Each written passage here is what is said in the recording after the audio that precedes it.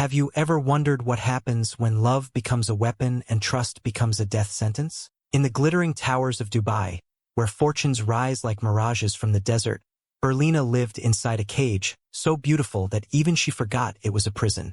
What started as luxury would end in blood, and what began as betrayal would destroy an empire built on sand. High above Dubai Marina, where the Persian Gulf stretches endlessly toward the horizon, Sheikh Jasm's penthouse floated like a monument to absolute power.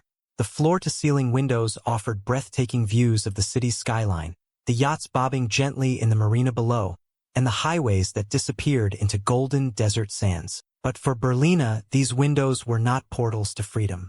They were the transparent walls of the most luxurious prison ever built. Sheikh Jasm was not merely wealthy. He was power incarnate. His voice, a low rumble of authority, could move markets with a whispered word. His gaze, calm and calculating, could unnerve kings and presidents. At 45, he had built his empire on a foundation of absolute control, and every aspect of his life, from the smallest financial transaction to the most intimate personal relationship, was meticulously managed.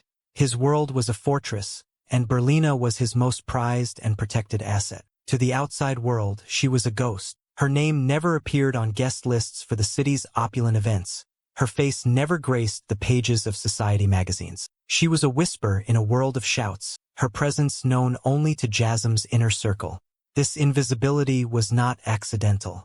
It was carefully constructed, a deliberate choice by a man who shared nothing, especially not what he valued most. Berlina understood her role with crystalline clarity. She was not a girlfriend or a partner. She was a beautiful secret, a trophy displayed only to an audience of one. The penthouse was her stage, and every day she performed the same role, the devoted woman who existed solely for Jasm's pleasure and comfort. She wore the designer clothes he selected, though they rarely left the apartment. She accepted the jewelry he gifted, though it remained locked in velvet-lined boxes. She lived in luxury, but luxury without choice becomes its own form of suffering. At 28, Berlina possessed the kind of beauty that men wrote poetry about and women envied in silence. Her dark hair fell in waves past her shoulders, her olive skin seemed to glow in Dubai's eternal sunlight, and her eyes held depths that promised secrets. But those secrets were darker than anyone imagined. Behind her perfect facade, resentment grew like a cancer, feeding on every gilded restriction, every golden chain. For 3 years, she had played her part flawlessly. She listened to Jasm's business concerns with rapt attention, laughed at his jokes with genuine seeming delight, and offered him the calm sanctuary he craved after long days commanding his empire. But beneath the silk sheets and marble floors, a profound disillusionment was taking root. She longed for a life she could call her own, choices that weren't dictated by the whims of a man who saw her as property. The rebellion, when it came, was not dramatic. It was surgical in its precision. Berlina began to orchestrate a web of betrayal so intricate and calculated that it would have impressed Machiavelli himself. While maintaining her mask of devotion, she began targeting the men closest to Jasm, the very pillars upon which his empire rested. First, there was Maximilian Richter, a German real estate tycoon whose steel-gray eyes and ruthless ambition mirrored her own. Their encounters were brief and strategic, whispered conversations over stolen moments in luxury hotel suites. Berlina extracted information about Jasm's property holdings, while Maximilian thought he was seducing his mentor's woman. She made him feel powerful, desired, special, all while cataloging every weakness in Jasm's business empire. Next came Igor Volkov, a Russian oil magnate whose taste for danger was matched only by his appetite for secrets. With Igor, Berlina found a different kind of intimacy, one built on mutual recklessness. Their meetings were conducted in the shadows of Dubai's underworld, in private clubs where oligarchs and sheiks mingled with arms dealers and money launderers. Igor shared the dark secrets of international finance, never suspecting that his pillow talk was being weaponized against his business partner. Finally, there was Faisal, Jasm's head of security and closest confidant. This betrayal cut deepest because Faisal was family in all but blood. He had saved Jasm's life twice, had access to every secret, and commanded absolute trust. With Faisal, Berlina's seduction was the most challenging, and the most rewarding. The man sworn to protect Jasm became her most valuable source of intelligence. Each affair was a calculated strike against the fortress Jasm had built around his life. Berlina wasn't seeking love or even physical satisfaction. She was gathering weapons, information, influence, and leverage. She learned about offshore accounts from Maximilian, discovered the location of secret oil reserves from Igor, and accessed Jasm's personal security protocols through Faisal. Every kiss was theft, every embrace was espionage. The irony was exquisite. Jasm's obsession with control had created the very conditions for his downfall. By isolating Berlina, he had made her desperate. By surrounding himself with men he trusted implicitly, he had given her perfect targets. His fortress had become her hunting ground, and his most trusted allies had become her unwitting accomplices. But Berlina's game was more dangerous than she realized. In a world where trust was the ultimate currency and betrayal carried the death penalty, she was playing with forces beyond her control.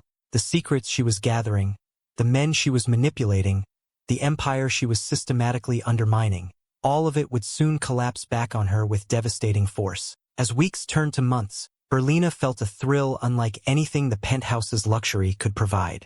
For the first time in years, she had agency. She was no longer just a beautiful object in Jasm's collection. She was a player in a game where the stakes were measured in billions and the penalty for losing was often death. She had found power in the only currency available to her, betrayal.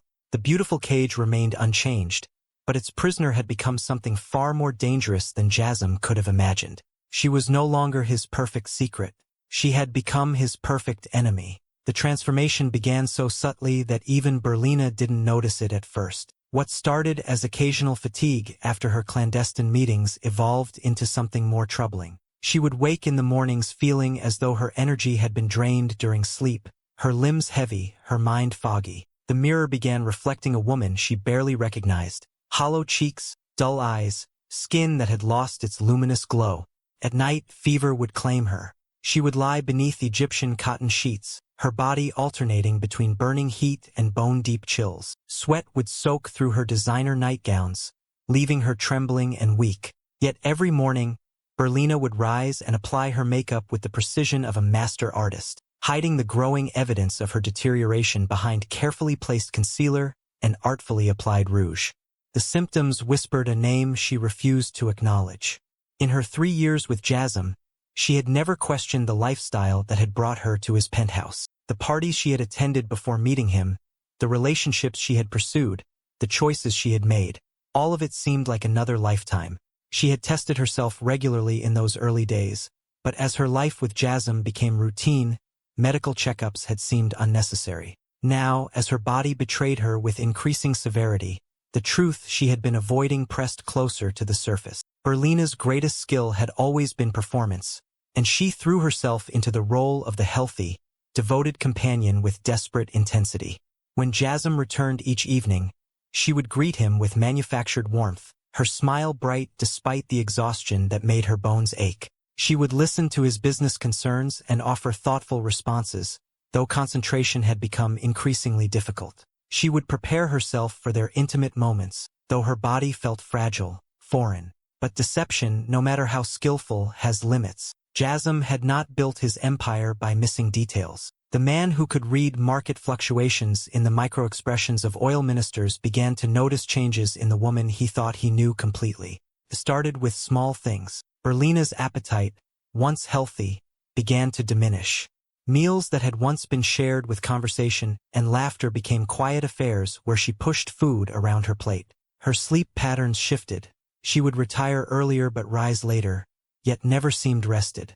Most tellingly, her attention would drift during conversations, her gaze becoming unfocused, as though her thoughts were in another dimension. Jasm's first instinct was to rationalize these changes. Perhaps she was bored, he thought. Perhaps the isolation of their relationship was finally wearing on her. He tried varying their routine, ordering different cuisines, planning surprise gifts, even discussing the possibility of discreet travel together. But nothing seemed to restore the vibrant woman he had fallen in love with. The physical changes were harder to ignore. Berlina's weight began dropping at an alarming rate, her curves disappearing despite Jasm's attempts to entice her to eat. Her skin, once radiant, took on a grayish pallor that no amount of makeup could completely disguise. Dark circles appeared beneath her eyes, and her hair began losing its lustrous thickness. More disturbing to Jasm was the emotional distance that grew between them. Berlina, who had once leaned into his touch, now seemed to flinch at physical contact. Their intimate moments became less frequent, then rare, then non-existent. When Jasm reached for her hand, she would find reasons to move away. When he kissed her, she would submit with the enthusiasm of a dutiful employee rather than a lover. "You seem different," Jasm said one evening as they sat on the terrace, the lights of Dubai Marina twinkling below them. "Are you unhappy?" Berlina's response was carefully crafted. "I'm just tired, Habibi. Perhaps I need vitamins or more rest." Her use of the Arabic endearment was deliberate, designed to reassure him of her affection.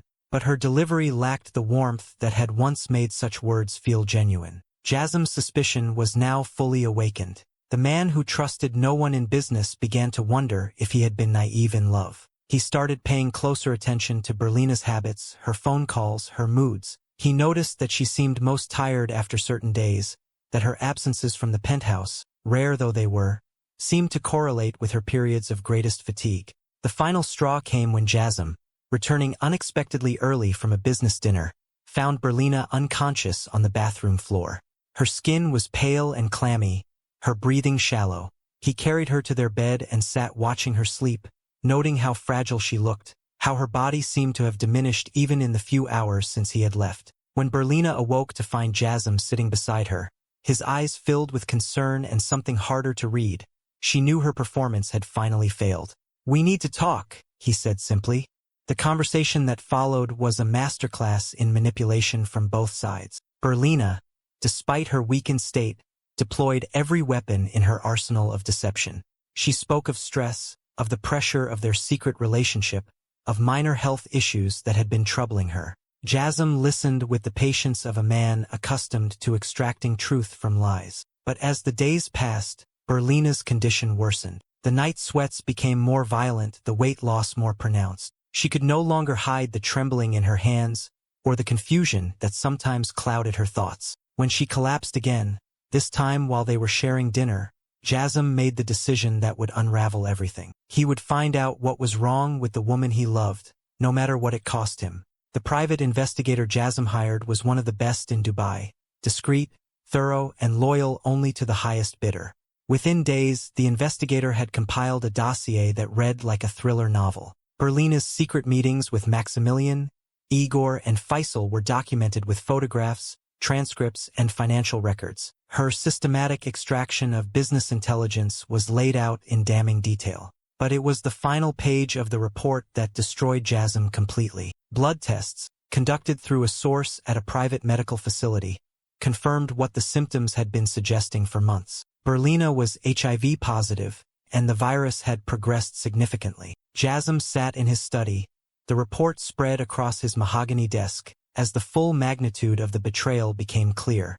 The woman he had trusted with his heart had not only betrayed his business interests and personal relationships, she had unknowingly exposed him to a virus that could end his life. The pieces fell into place with sickening clarity. Berlina's mysterious illness was not mysterious at all. Her distance, her fatigue, her physical deterioration, all were symptoms of a battle her body was losing. And if she was positive, then the HIV test results that arrived 2 days later confirmed his worst fears. The man who had controlled everything now faced the one thing that recognized no wealth, no power, no influence. The virus was now part of him, as permanent as his fingerprints, as inescapable as his shadow. But the virus was only the beginning of the reckoning that awaited them both. The diagnosis hit Jasm like a physical blow, doubling him over in his leather chair as the laboratory report fell from his trembling fingers. Positive. The word seemed to pulse on the page, a death sentence written in clinical terminology. HIV positive. The virus that had been silently replicating in his bloodstream, carried there by the woman he had loved with an intensity that had consumed him. For the first time in his adult life, Sheikh Jasm felt truly powerless. The empire he had built, the wealth he had accumulated, the influence he had cultivated, none of it could reverse what Berlina had done to him. His body, once a temple of strength and vitality, now harbored an invisible enemy that would mark the rest of his days. The irony was brutal.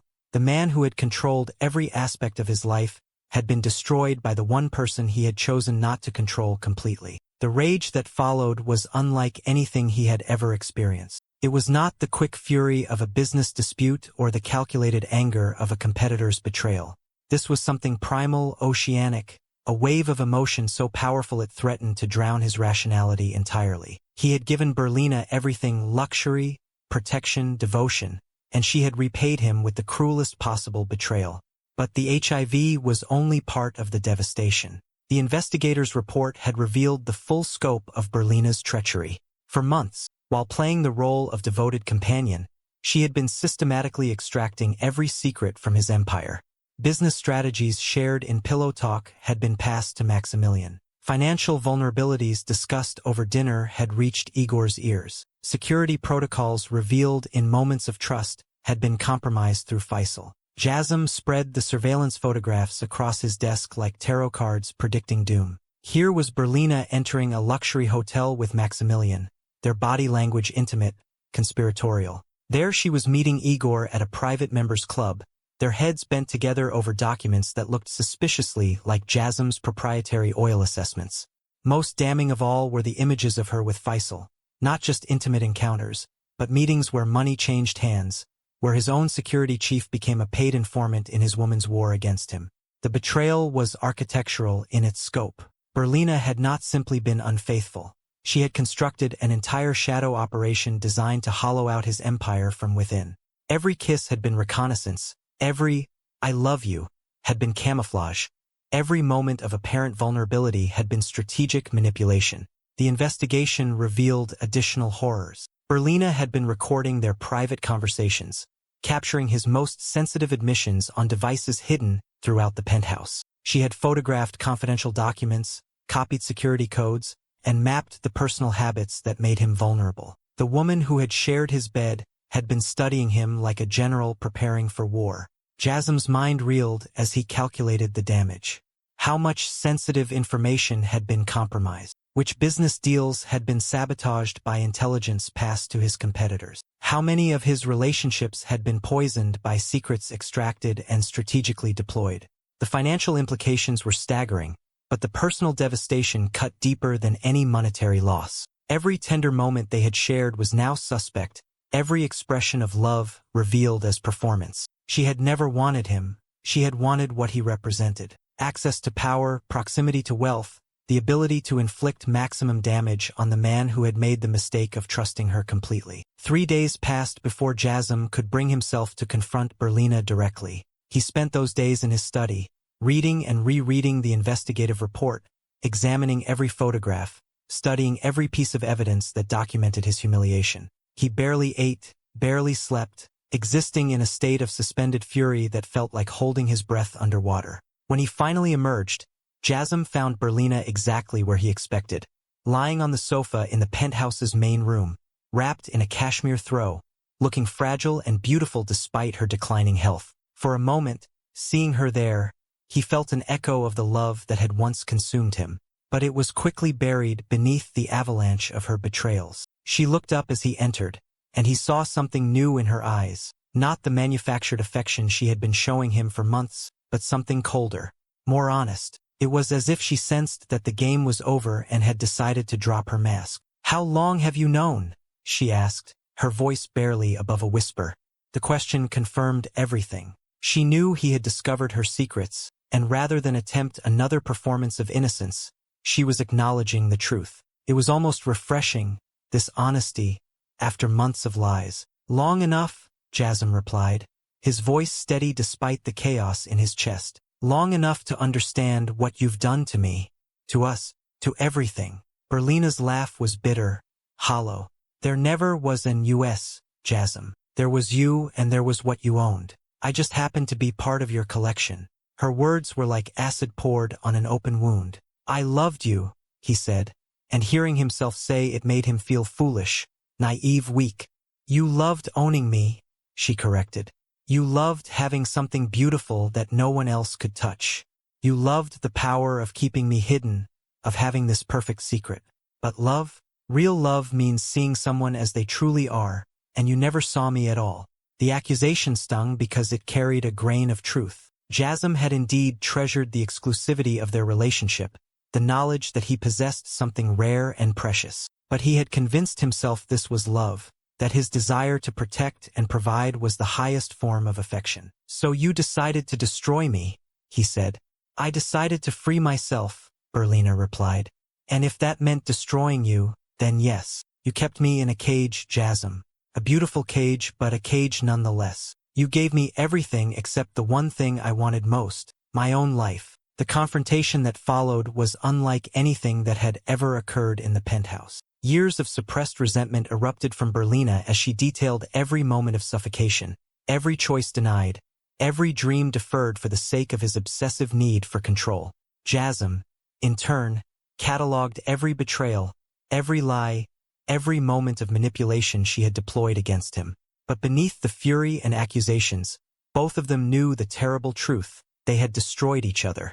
Berlina's rebellion had cost them both their health and would likely cost them their lives. Jasm's obsessive control had created the very conditions that made such rebellion inevitable. As their argument reached its crescendo, Jasm made a decision that would haunt him for whatever time he had left. The woman who had systematically dismantled his life could not be allowed to continue existing in it. The choice, once made, felt inevitable, as natural as breathing.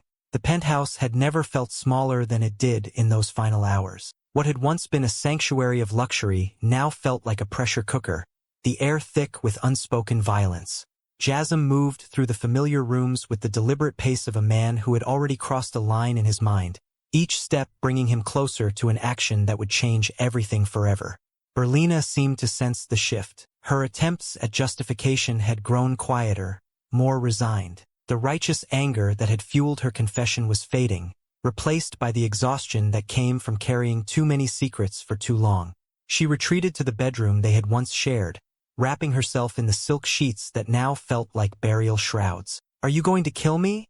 she asked when Jasm appeared in the doorway, his silhouette backlit by the hallway light.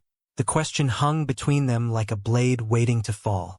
Jasm didn't answer immediately. He stood there studying the woman who had unraveled his world, noting how the disease had carved hollows beneath her cheekbones, how her once lustrous hair now lay limp against the pillow.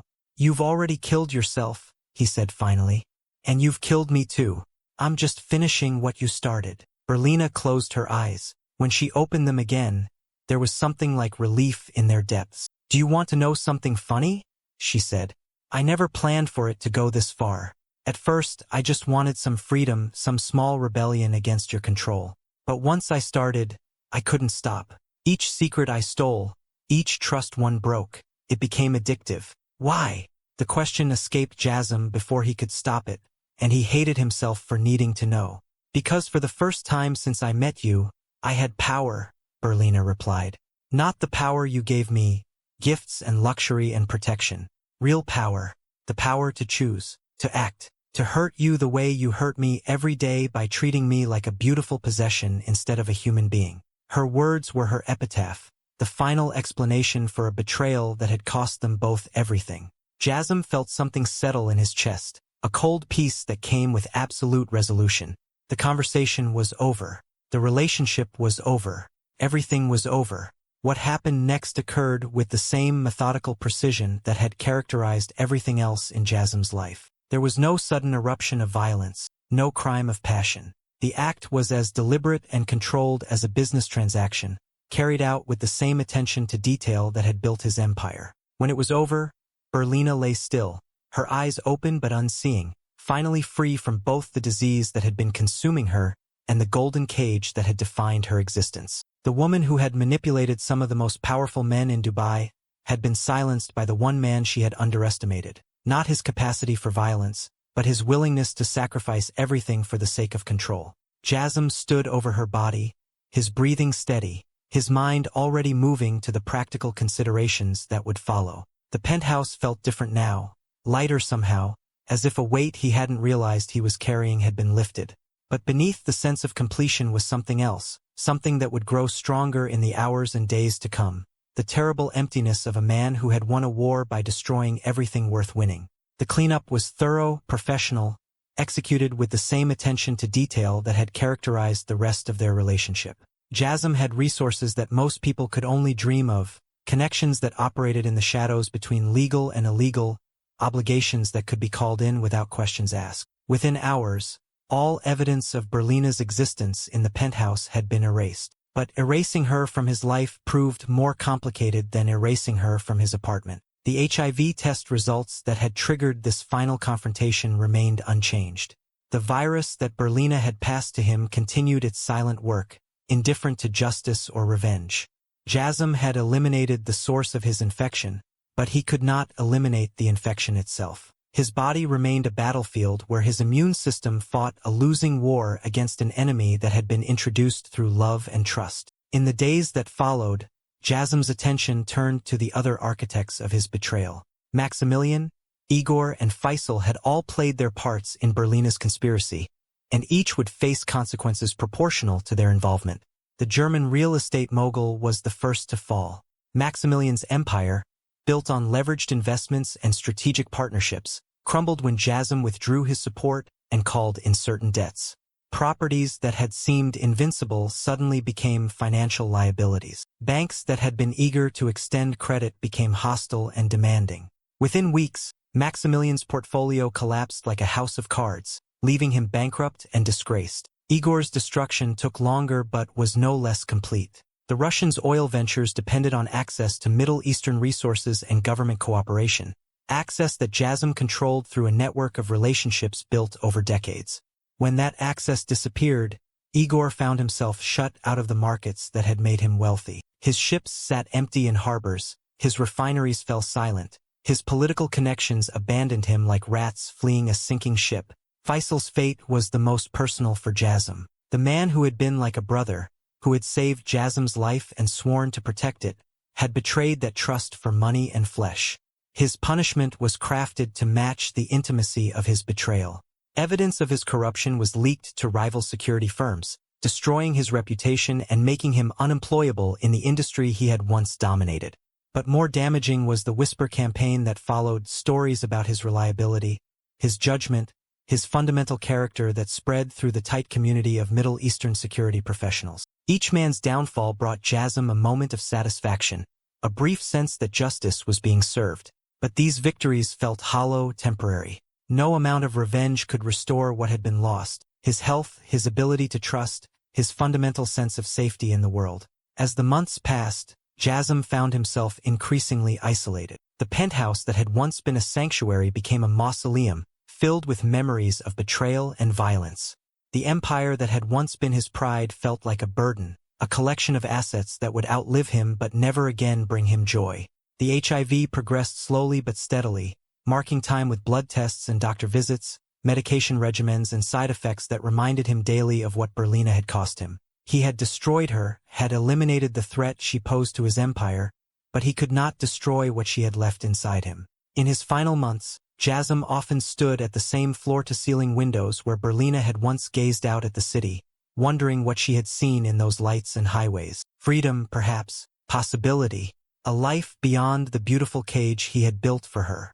Now, looking out at the same view, Jasm saw only the city where his empire would continue without him, where his wealth would be distributed according to his will, where his name would fade from memory like sand blown away by desert winds. He had won his war against betrayal, but the victory had cost him everything worth living for. The man who had once controlled everything died alone in his penthouse, surrounded by luxury but empty of love, powerful to the end, but ultimately powerless against the consequences of his own choices. His empire survived him, but the empire's emperor had been destroyed by the very control that had built it.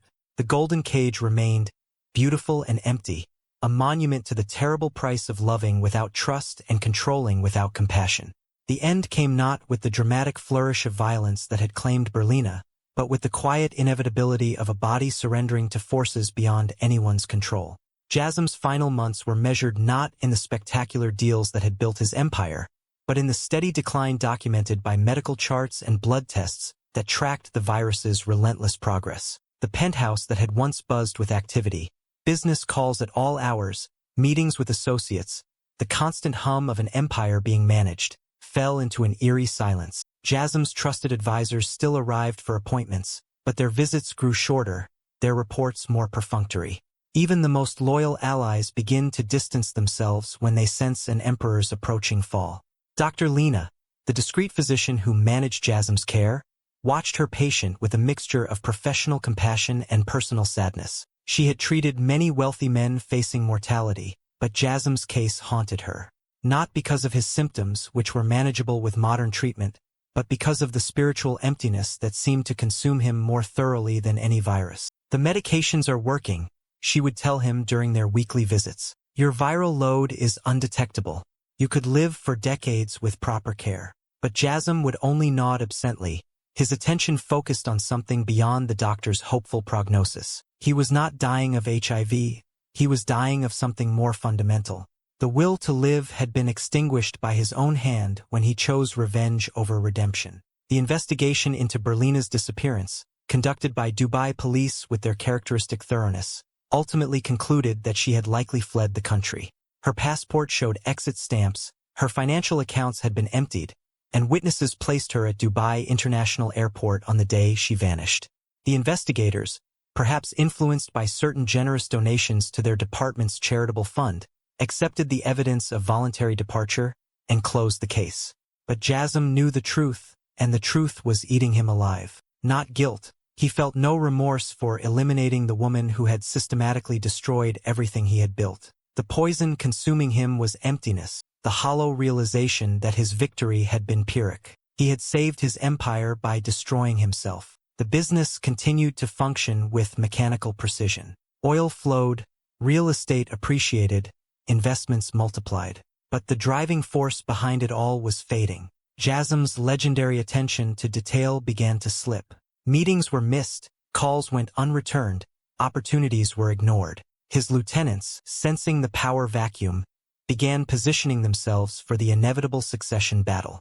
Khalil al-Rashid, Jasm's nephew and heir apparent, watched his uncle's decline with a mixture of concern and calculation.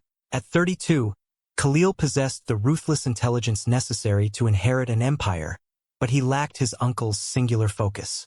Where Jasm had been a laser beam cutting through obstacles, Khalil was scattered light, bright but diffuse. "Uncle," Khalil said during one of their final conversations, "you need to fight this. The business needs you. The family needs you." Jasm looked at his nephew with eyes that seemed to see through him to something beyond. "The business will survive," he said quietly. "It always does. Men die, Khalil, but money is eternal." It was one of the last coherent statements Jasm would make about his life's work. The HIV itself was not what killed him in the end. Modern medicine had robbed the virus of its inevitability, transforming it from a death sentence into a chronic condition. But Jasm's spirit had been hollowed out by the very completeness of his victory over Berlina. He had proven that no one could betray Sheikh Jasm and survive. The cost of that proof was everything he had once valued. On a Tuesday morning in March, exactly 18 months after Berlina's disappearance, Jasm was found in his study by his housekeeper. He sat in his leather chair facing the floor-to-ceiling windows, his eyes open but seeing nothing, a slight smile on his lips as if he had finally understood some cosmic joke. The medical examiner would later determine that he had died of sudden cardiac arrest, his heart simply stopping as if it had decided its work was complete. The funeral was a spectacle worthy of the man's life. Hundreds of mourners, government officials, business leaders from across the Gulf region. The eulogies spoke of vision and determination, of a self-made man who had risen from modest beginnings to command an empire. No one mentioned Berlina. Her name had been effectively erased from his story, just as her body had been erased from his world. But in the months that followed, as Khalil struggled to manage the transition of power, whispers began to circulate in the shadowy corners of Dubai's business community. Stories about the woman who had lived in Jasm's penthouse, who had vanished without explanation, who had somehow precipitated the great man's decline. The whispers grew into rumors, the rumors into legends. Some said she had been a spy, others claimed she was a scorned lover who had cursed him with her dying breath. The truth that she had been both victim and victimizer, prisoner and rebel, destroyed and destroyer, was too complex for the simple morality tales that people preferred.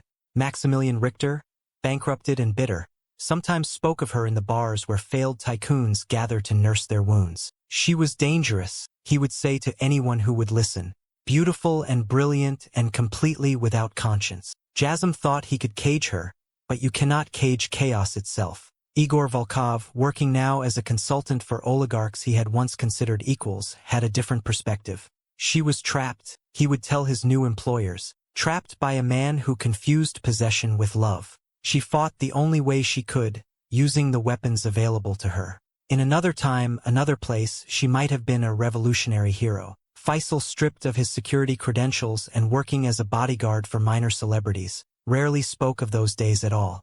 When pressed, he would only say, "They destroyed each other. He with his need to control everything, she with her need to control him. Neither of them understood that love without freedom is not love at all." The penthouse remained empty for 2 years after Jasm's death, a crime scene with no acknowledged crime. Khalil could not bring himself to sell it or inhabit it. Finally, he donated it to a charity that converts luxury properties into housing for refugees. Ironic end for a space that had been both palace and prison. Sometimes, the volunteers working in the converted apartments report strange sensations in what had once been the master bedroom.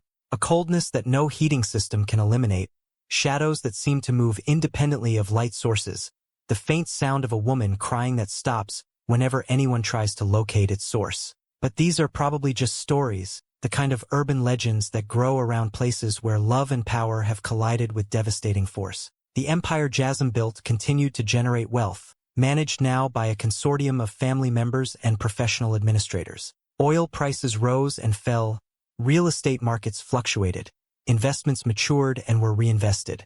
The machinery of wealth creation continued its relentless function, indifferent to the human cost of its construction. But something had changed in Dubai's elite circles. The story of Sheikh Jasm and the mysterious woman who had vanished from his life became a cautionary tale whispered at private clubs and exclusive gatherings. Wealthy men began to look at their own relationships with new suspicion, wondering what secrets might be hidden behind beautiful smiles and devoted attention. The larger questions raised by their story, about power and control, about love and possession, about the price of betrayal and the cost of revenge, continued to resonate beyond the luxury towers of Dubai Marina. Their tale became a case study in business schools, examining how personal relationships can destroy corporate empires. Psychology journals analyzed the dynamics of codependency and control in high-wealth relationships. Philosophers debated whether Berlina's rebellion was justified, whether Jasm's response was inevitable, whether either of them could have chosen differently. What emerged from these academic discussions was a portrait of two people trapped in roles that ultimately destroyed them both. Jasm, the powerful man who confused possession with love, who built a beautiful prison and called it protection. Berlina, the rebel who fought for freedom using the only weapons available to her, never understanding that victory might cost her everything. Both were victims of a system that values control over connection, ownership over partnership, victory over peace. Their story serves as a reminder that in the endless human drama of love and power, there are rarely winners, only survivors, casualties, and the complex truth that lies buried beneath both vengeance and victory. In the glittering towers of Dubai, where new fortunes rise each day from desert sand, other beautiful cages are being built, other rebellions are being planned, other tragedies are waiting to unfold.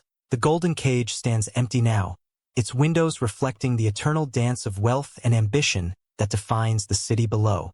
But those who know the story sometimes pause when they pass the building, wondering about the price of absolute control and the terrible cost of love without freedom.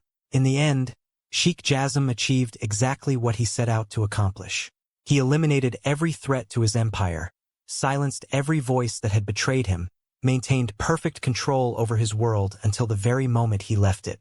His victory was complete and absolute. It was also meaningless. The woman who waited in a golden cage and the man who built it both discovered too late that some prisons cannot be escaped by the prisoner, and some victories destroy the victor. Their story ends not with justice or redemption, but with the hollow echo of choices that seemed inevitable but were always, tragically, avoidable. Would you choose freedom at any cost, or security that slowly becomes a prison? Would you rather control everything and lose yourself, or risk losing everything to remain human? Their story forces us to confront these questions, even as we pray we never have to answer them. Thank you for your incredible support. This channel thrives because of viewers like you. Join our YouTube membership today to unlock exclusive perks, enjoy premium content, and help us keep creating the stories that matter. Don't forget to subscribe and tell us in the comments, when does love become possession, and when does rebellion become destruction? Your engagement keeps these important conversations alive.